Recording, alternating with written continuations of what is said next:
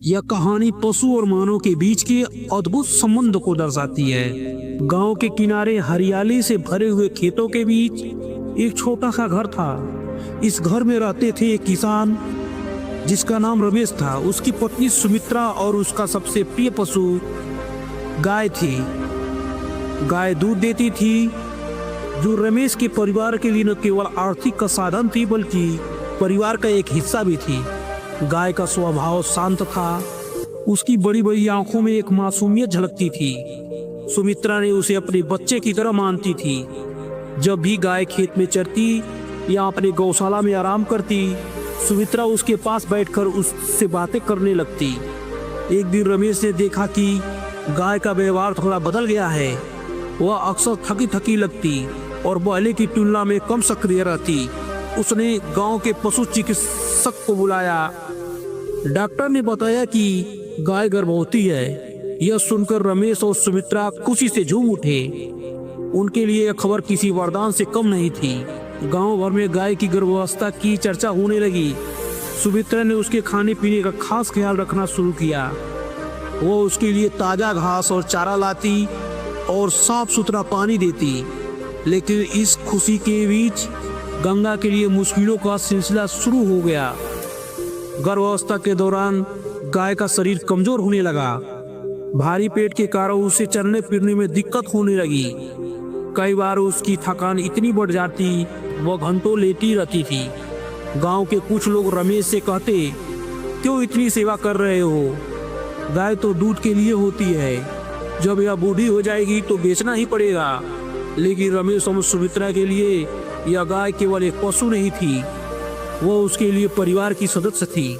गाय की गर्भवती होने का 7वां महीना चल रहा था जब गांव में अचानक बाढ़ आ गई। भारी बारिश ने गांव के तालाब को उफान पर ला दिया।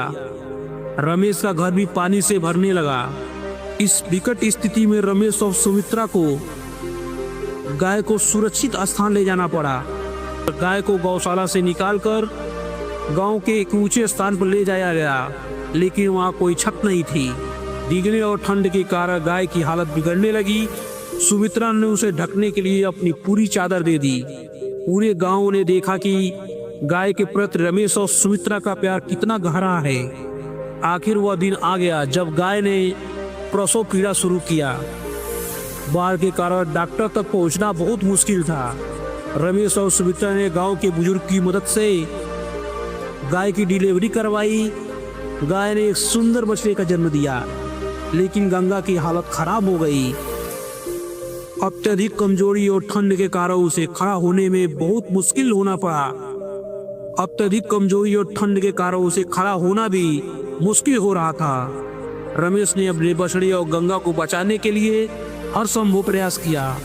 उन्होंने गाय को गर्म रखने के लिए आग जलाई, उसे पौष्टिक भोजन दिया और उसकी जख्मों की देखभाल करी। कुछ दिनों बाद गाय धीरे धीरे ठीक होना शुरू कर दिया। वह पहली बार अपने बछड़े को चाटने के लिए खड़ी हुई तो रमेश और सुमित्रा की आंखों में खुशी के आंसू आ गए।